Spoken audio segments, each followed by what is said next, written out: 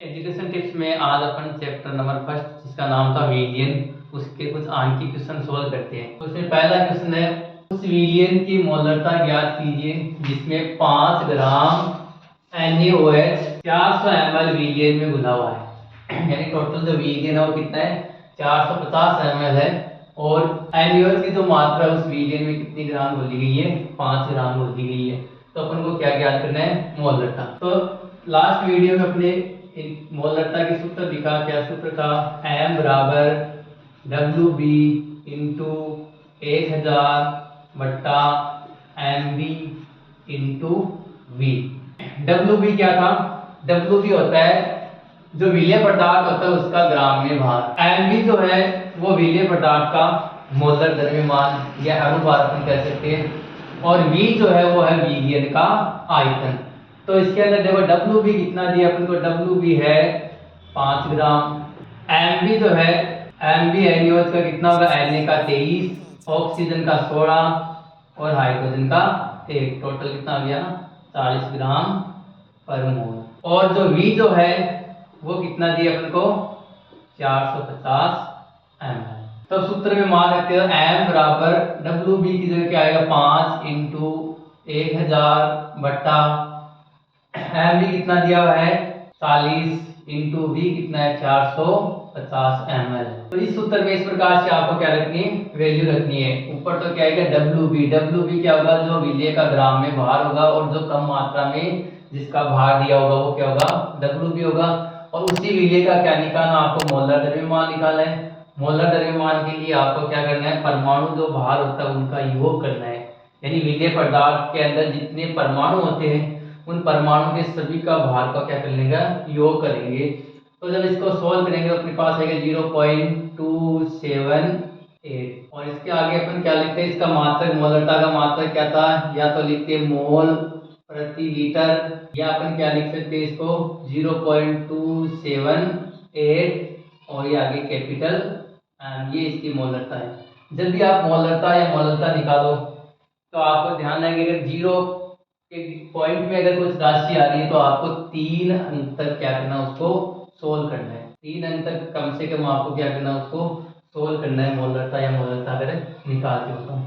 दूसरा क्वेश्चन है, 2.5 ग्राम एथेनॉइक अम्ल में 75 ग्राम बेंजीन में घुला हुआ है। एथेनॉइक अम्ल का सूत्र क्या होता है, CH3COOH। एथेनॉइक अम्ल इसकी मात्रा कितनी है, 2.5 ग्राम है और 75 ग्राम बेंजीन में घुला हुआ है। मतलब एक तो विलेय है और एक है विलायक, और इनका क्या बना हुआ है, विलियन बना हुआ है। तो विलायक तो अपन को पता है जो ज्यादा मात्रा में होगा वो विलायक होगा, और जो कम मात्रा में होगा वो क्या होगा, विलेय होगा। तो विलायक की मात्रा क्या होती है, WA कितना दिया अपन को, 75 ग्राम। और विलेय की जो मात्रा होती है वो क्या होती है, WB कितना दिया है, 2.5। और मोलरता के लिए अपन को एक और क्या चाहिए, MB चाहिए। मोलरता का जब सूत्र लिखते हैं तो क्या लिखते हैं अपन, small m equal to WB into 1000 बट्टा MB इंटू WA। तो इसमें भी अपन को क्या चाहिए, MB भी चाहिए। MB क्या होगा, जो विलेय पदार्थ होगा उसका मोलर द्रव्यमान। विलेय पदार्थ क्या है, एसिटिक अम्ल है, तो एसिटिक अम्ल का मोलर द्रव्यमान होगा। MB बराबर कार्बन का कितना होता है, परमाणु और 12, तो 2 कार्बन है कितना हो गया 24। ऑक्सीजन का कितना होता है 16, 2 ऑक्सीजन है कितना हो गया 32। हाइड्रोजन का 1 होता है, 4 हाइड्रोजन हो गए तो 4 हो गए। तो इसका मोलर द्रव्यमान कितना आ जाता है, 60 ग्राम पर मोल। एसिटिक अम्ल का जो मोलर द्रव्यमान होगा वो कितना होगा, 60 ग्राम पर मोल होगा। तब सूत्र में वैल्यू रखते हैं m इक्वल टू 2.5 इंटू 1000 बट्टा MB कितना दिया हुआ है 60 इंटू WA कितना है 75 ग्राम। ये क्या आगे एसिटिक अम्ल का जो विलियन बना अपने बेंजीन में, इसकी अपन क्या ज्ञात करें, मोलरता ज्ञात करिए। तो इसको सॉल्व करेंगे, तो सॉल्व करने पर अपने यहाँ से 0.556 और मोलरता का जो मात्रक होता है वो क्या होता है, दिखाया आपको। मोलरता का क्या मात्रक होगा, मोल प्रति किलोग्राम। या तो ये लिख सकते हैं अपन, या क्या लिख सकते हैं 0.556 आगे क्या लगा सकते हैं, स्मॉल m। ये इसका मोलर द्रव्यमान हो, सॉरी मोलर सांद्रता हो गई है। और अगर ऐसा लिखा होता है कैपिटल M तो वो कौन सी सांद्रता होती है उसकी, मोलर सांद्रता होती है। तो एक क्वेश्चन में तो क्या है मोलरता। अब आपके मोलरता का क्वेश्चन आता है तो इसमें क्या आएगा, आपको विलयन का आयतन दिया होगा और विलेय पदार्थ का भार दिया होगा, तो आपको क्या ज्ञात करना है, मोलरता ज्ञात करनी है। अगर विलेय पदार्थ का भार दिया है, विलाय का भी भार दिया है, तो आपको क्या ज्ञात करनी होगी, उसकी मोलरता ज्ञात करनी होगी। क्वेश्चन नंबर 3 है, एक पात्र में 18 ग्राम ग्लूकोज को 1 किलोग्राम जल में घोला गया है, तो 1.013 बार दाब पर यह जल किस ताप पर उबलेगा। तो सामान्य दाब ही है, कोई दाब को अपना कोई इससे यहाँ पे है नहीं, ठीक है, ऐसा क्वेश्चन में दे दिया है। तो अपन को क्या दिया है, देखो क्या ज्ञात करना है, जल किस ताप पर उबलेगा, मतलब जल का क्वथनांक क्या होगा। वैसे तो आपको पता है कि जल, शुद्ध जल का जो क्वथनांक होता है वो कितना होता है, 373.15 केल्विन होता है। कितना होता है, 373.15 केल्विन होता है। लेकिन इसके अंदर क्या मिला दिया गया है, 1 किलोग्राम जल में 18 ग्राम क्या मिला दिया गया है, ग्लूकोज मिला दिया गया है।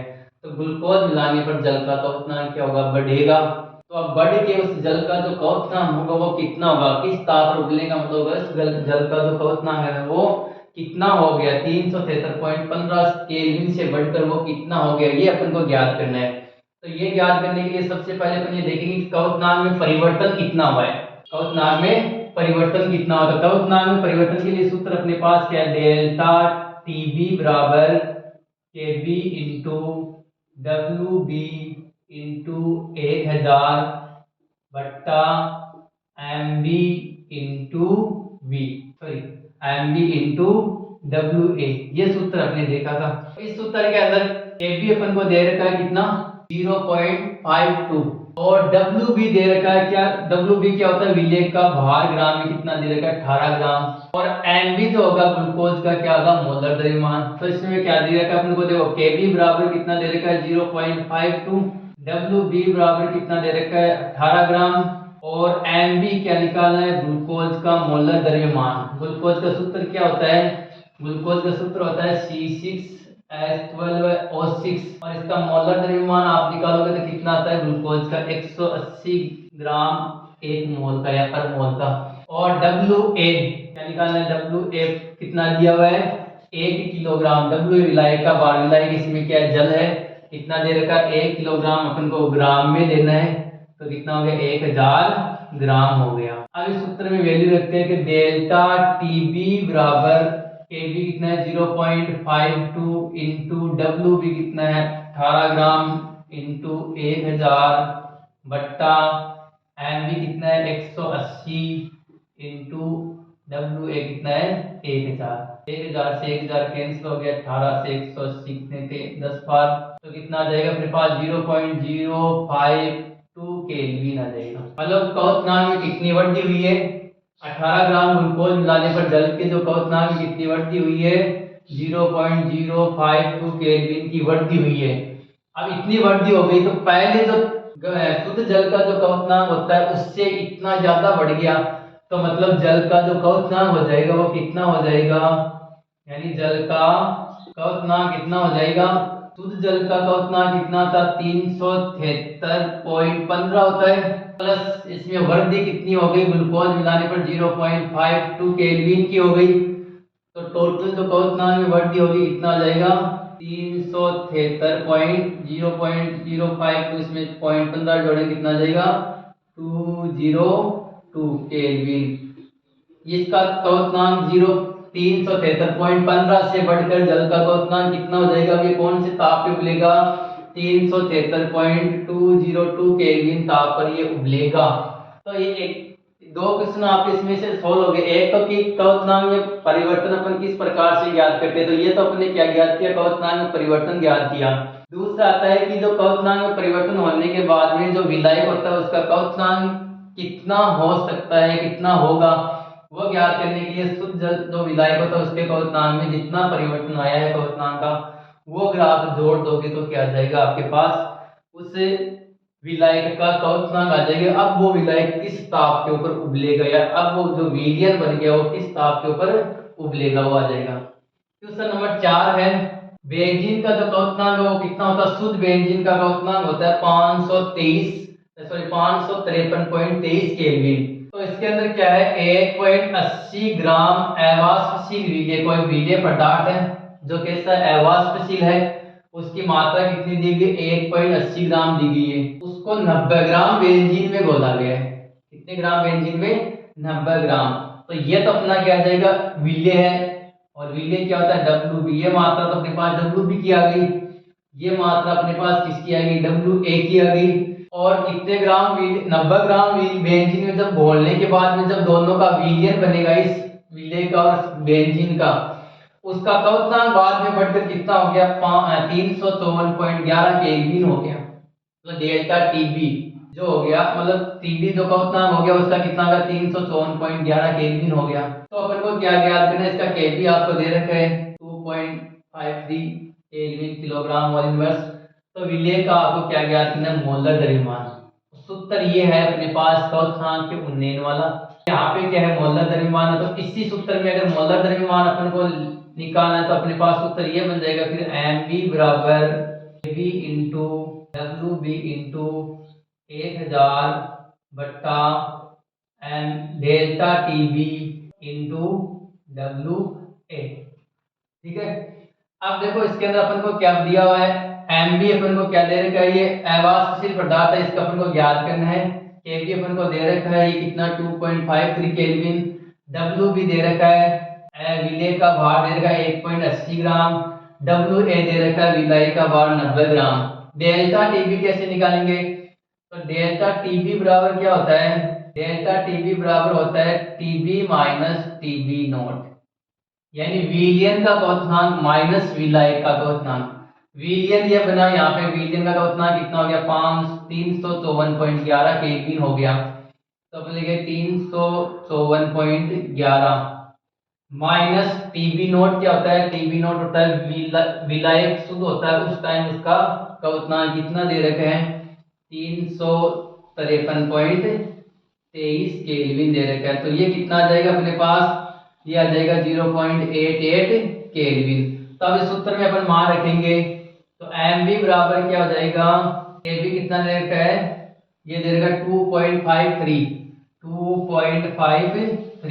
इंटू WB कितना दे रखा है 1.80 इंटू 1000 अपॉन डेल्टा टीबी कितना है 0.88 केल्विन, कितना है 0.88 केल्विन इंटू WA कितना है, विलय का भार कितना दे रखा है 90 ग्राम। तो इसको सोल्व करेंगे तो अपने पास क्या जाएगा, विलय का या विलय का क्या जाएगा, मोलर द्रव्यमान कितना आएगा, 58 ग्राम पर मोल आ जाएगा, 58 ग्राम पर मोल।